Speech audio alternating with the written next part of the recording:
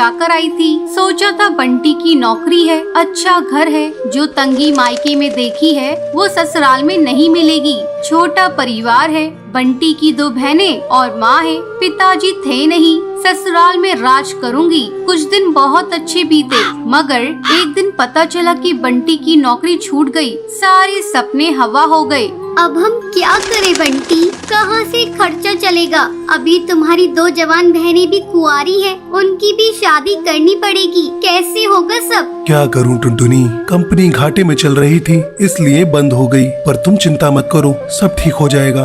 2 साल बीत गए, मगर बंटी को कहीं काम नहीं मिला। जो जमा पूंजी थी उससे एक बहन की शादी कर दी। कुछ दिनों बाद टुनटुनी को एक बेटी हुई। टुनटुनी की चिंता और ज्यादा बढ़ने लगी। बंटी, अब हमारी बेटी हो गई है, अपनी इच्छाएं तो मैं मार भी लूं, पर बच्चे की जरूरतें वो तो पूरी करनी ही पड़ेगी ना। जानता हूँ, कोशिश कर तो रहा हूँ। और 1 साल बाद टुनटुनी ने एक और बेटी को जन्म दिया। बंटी की माँ बोली, बंटी, तेरी एक बहन की शादी तो हो गई, मगर बेटा अभी दूसरी भी है, उसका क्या होगा? माँ, ये घोंसला बेच देते हैं, कुछ दिन किराए पर रह लेंगे। मैं क्या करूँ, दिन रात कोशिश में लगा रहता हूँ, पर कहीं काम मिल ही नहीं रहा। बंटी, बहनों के लिए आप मकान बेच रहे हो, हमारी भी 2 बेटियां हो गई है, उनके लिए क्या बेचोगे? टुनटुनी, मैं पढ़ा लिखा हूँ, तुम क्या सोचती हो कि मैं अब ठेला लगाऊंगा? ये मुझसे नहीं होगा। टुनटुनी रोने लगी और बोली,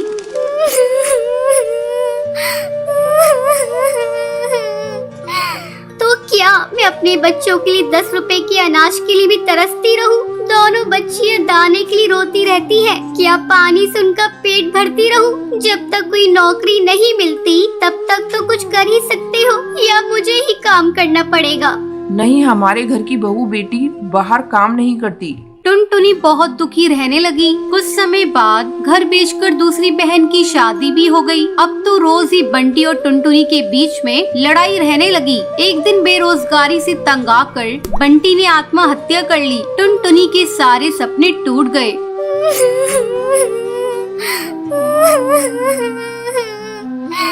मैं बिल्कुल अकेली हो गई हूँ। अब जिम्मेदारी टुनटुनी के सर पर थी। बूढ़ी सास, अपनी 2 बेटियां और घोंसले का किराया। कुछ आसपास के पक्षी गरीब समझकर बच्चियों को पुराने कपड़े और खाना देकर मदद कर दिया करते थे। टुनटुनी अपनी सास से बोली, माँ, 2 महीने गुजर गए, जो घर का पैसा बचा था वो सब खर्च हो गया। अब मुझे ही कोई काम करना पड़ेगा। जिस गरीबी में हमारे दिन कट रहे हैं, मैं नहीं चाहती कि मेरी बच्चियाँ भी गरीबी में दिन गुजारे। मगर तू करेगी क्या बहू? अपना कुछ काम करने के लिए पैसे भी तो चाहिए।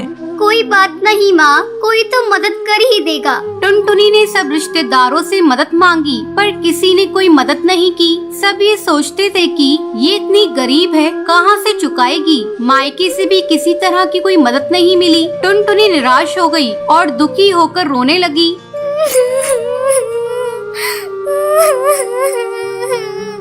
मैं अपने बच्चों को भूखा नहीं मरने दूंगी, कुछ ना कुछ करूंगी, पर इतने पैसों में क्या काम करूं? एक दिन उसे उसके ही जंगल का एक चिड़ा गोलू मिला। वो टुनटुनी की शादी से पहले टुनटुनी को बहुत पसंद करता था, लेकिन उससे कभी कुछ कह नहीं पाया था।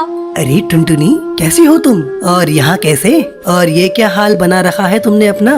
गोलू, मैं ठीक हूँ, यहाँ पास में ही मैं किराए पर रहती हूँ। मगर पति तो नौकरी करते थे, फिर किराए पर कैसे?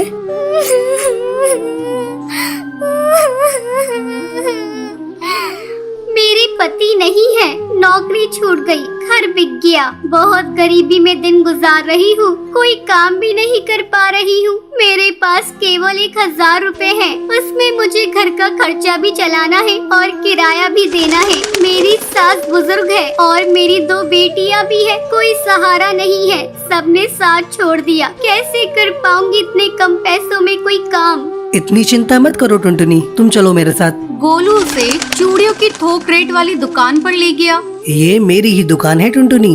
फ्री में देकर तुम्हारे आत्मसम्मान को ठेस नहीं पहुंचाना चाहता, इसलिए ये 1000 रुपए की चूड़ियां दे रहा हूँ। बाजार में इनकी कीमत बहुत ज्यादा है, पर मैं तुम्हें ये आधे रेट में दे रहा हूँ। लेकिन तुम इन्हें 20 रुपए दर्जन बेचना। ये बहुत सुंदर चूड़ियां हैं, पहले कम बेचना और जैसे ही मुनाफा दिखाई दे 30 रुपए दर्जन बेचना। टुनटुनी बहुत खुश हुई। उसकी सारी परेशानी का हल जो उसे मिल गया था, वो चूड़ियाँ बेचने लगी। चूड़ी ले लो, चूड़ी रंग बिरंगी चूड़ी ले लो, सुहागों वाली चूड़ी ले लो। वो डाल डाल जाकर चूड़ियाँ बेचती और बीच बीच में आकर अपनी बेटियों को भी देख लेती। आसपास के पक्षी उसे गरीब समझकर मोल भाव भी नहीं करते। सबको उसकी चूड़ियाँ पसंद आने लगी और उसकी खूब बिक्री होने लगी। चूड़ियाँ तो टुनटुनी के पास ही सुंदर होती हैं, उसी से खरीदेंगे। तीज त्योहार पर और शादियों में चूड़ी पहनाने के लिए उसे ही बुलाया जाता था, जिसमें उसकी कमाई अच्छी हो जाती थी। इस तरह 1 साल गुजर गया। टुनटुनी के अच्छे दिन आने लगे। टुनटुनी गोलू से बोली, गोलू, तुम्हारा बहुत बहुत धन्यवाद। तुम्हारी वजह से मैं आज अपनी गृहस्थी चला रही हूँ, नहीं तो भूखे मरने की नौबत आ गई थी। ये तो तुम्हारी मेहनत है टुनटुनी, मैंने कुछ नहीं किया। जितनी मेहनत करोगी उतना ही अच्छा फल मिलेगा। इसलिए कहते हैं मेहनत करने वालों की कभी हार नहीं होती। बंटी कबूतर की बीवी टुनटुनी की हाइट काफी छोटी थी। वो इतनी नाटी थी, जंगल के पक्षी उसका कई बार मजाक बनाते थे। टुनटुनी, तेरे लिए तो मुझे किचन में टेबल रखना पड़ेगा। माँ जी, इतनी भी नाटी नहीं हूँ मैं, और हाँ, हील्स पहनकर तो आपकी जितनी आ जाती हूँ। अरे, तेरे पापा ने महंगी मोटर का लालच दे दिया, वरना तो मेरे बेटे के लिए ये लंबी लंबी चिड़ियों की लाइनें लगी थी। क्या बताऊं तुझे, कटरीना फेल थी उनके सामने। पर माँ जी, आपका बेटा भी कौन सा हाइट में अभिषेक बच्चन है जो कटरीना मिल जाती। वैसे भी मेरी और इनकी जोड़ी तो राम सीता की जोड़ी है, राम सीता की। एक दिन सभी खाना खा रहे होते हैं। माँ, दाल बहुत अच्छी बनी है, जरा और देना। रुको जी, मैं लेकर आती हूँ, किचन में है, वैसे भी मैं खड़ी ही हूँ। ये सुनकर सास हंसने लगती है। तुम खड़ी हो या बैठी, एक ही बात है। बस कीजिए जी, अभी हील्स नहीं पहनी है मैंने, वैसे भी हील्स पहनती हूँ तो आपके बराबर लगती हूँ। एक दिन टुनटुनी सब्जी लेने बाहर निकलती है तो पड़ोसन कहती है, देखो देखो कितनी नाटी है। रंग तो दिखने में ठीक ठाक था, हाइट भी ठीक ठाक थी, फिर क्या जरूरत थी ऐसी नाटी बहू लाने की। दहेज बहन दहेज, अंधे हो गए थे पैसों के पीछे, अब करे जग हंसाई।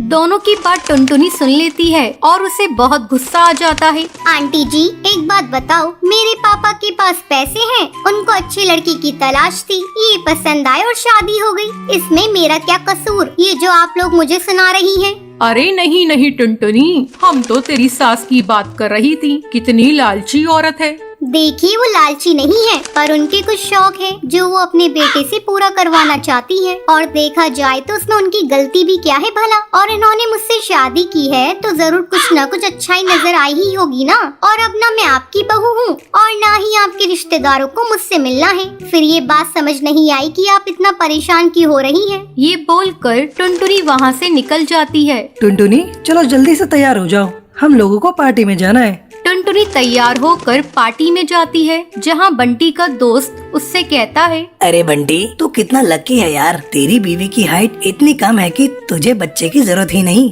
भाभी बच्चे ऐसी हैं। और बंटी, अगर मेरी बीवी की हाइट इतनी कम हो तो मैं घर से बाहर निकलूं ही नहीं। कहीं फुदक के कहीं चली गई तो लेने के देने पड़ जाएंगे। सभी टुनटुनी पर हंसने लगते हैं। तभी पार्टी की जगह पर आग लग जाती है। अरे भागो यहाँ से, जल्दी भागो। अरे लेकिन बाहर के दरवाजे पर ही आग है, हम बाहर निकलेंगे तो निकलेंगे कैसे, कोई रास्ता भी नहीं है। अरे रास्ता है ना, अगर कोई सामने वाली खिड़की से बाहर निकल जाए तो सब निकल सकते हैं। तभी टुनटुनी छोटी सी खिड़की से बाहर निकल जाती है और आग बुझा देती है। अरे वाह, भाभी जी ने तो हम सबको बचा लिया।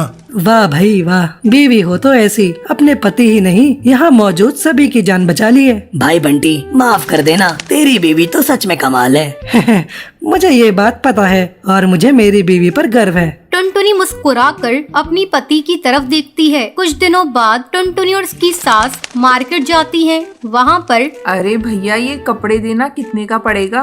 माता जी, ये तो बहुत महंगा कपड़ा है, लेकिन अब बस 2 मीटर बचा है। मेरे तो किसी काम का है नहीं, आप बस इसके 100 रुपए दे दो। अरे भैया, तो मैं क्या करूँगी इस टुकड़े का? लेकिन वैसे है बड़ा ही सुंदर। तभी टुनटुनी बोल पड़ती है, इसमें तो मेरी पूरी ड्रेस सिल जाएगी। ये कहकर वो कपड़ा ले लेती है। अगले दिन टुनटुनी वो ड्रेस पहनकर सास के सामने आती है। अरे वाह टुनटुनी, ये ड्रेस तो काफी सुंदर लग रही है, बड़ी महंगी होगी ना? अरे